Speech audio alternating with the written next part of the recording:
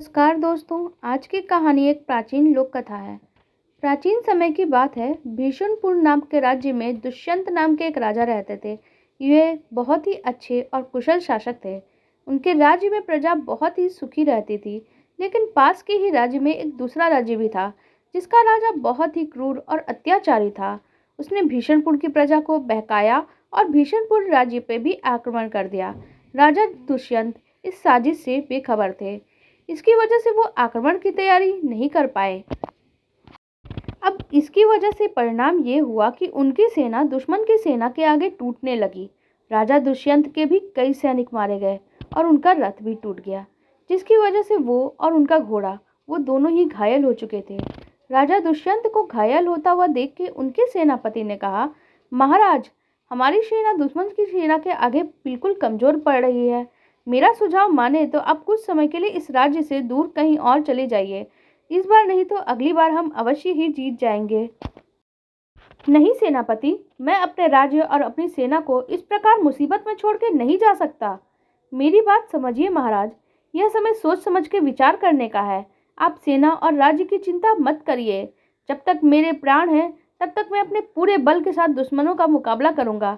लेकिन आप एक बार स्वस्थ हो जाइए, उसके बाद आपको इस राज्य में वापस कदम रखिएगा। सेनापति के बहुत जोर देने पे महाराज दुष्यंत मान जाते हैं और अपने घोड़े को लेकर एक घने हरे भरे जंगल की तरफ निकल जाते हैं। थोड़ी दूर चलने के पश्चात उन्हें तेज प्यास लगती है। प्यास बुझाने के लिए वो उसी जंगल में रुक जाते हैं।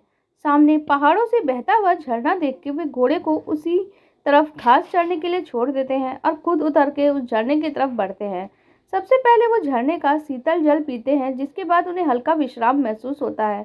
पानी को पीकर वो जैसे ही उठते हैं वह देखते हैं वहाँ एक लंगड़ाता हुआ हिरन एक गुफा में घुसता है और बहुत ही कम समय में ठीक हो जाता है और खेलता कूदता वापस गुफा से बाहर निकलता है। ये सब कुछ देख के राजा दंग रह जाते हैं।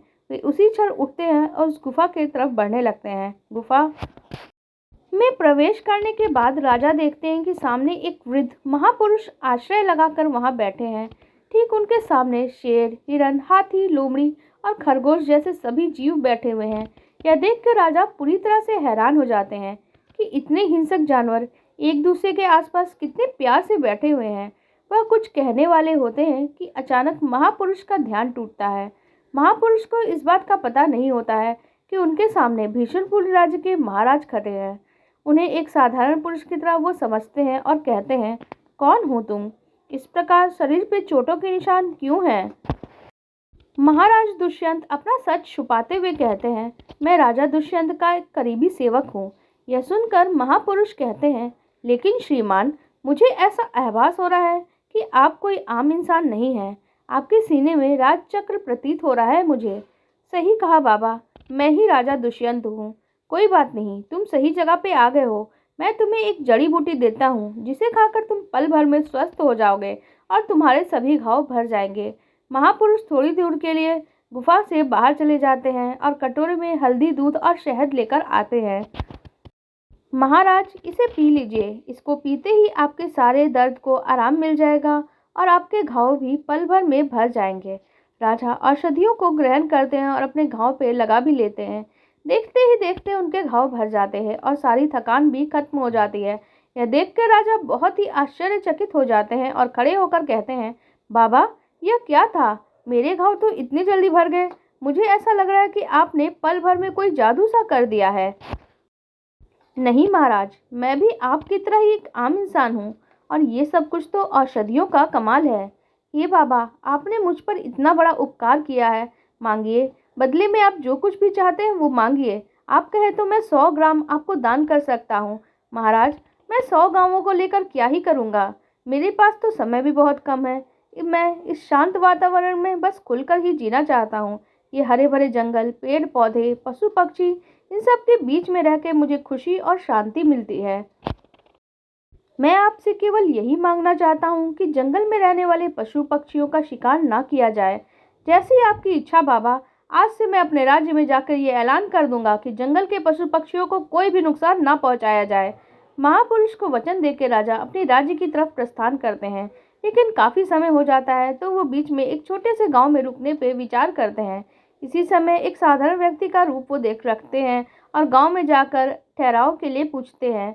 उसमें से एक व्यक्ति राजा के सामने आता है और उसे अपने घर में चलने के लिए कहता है।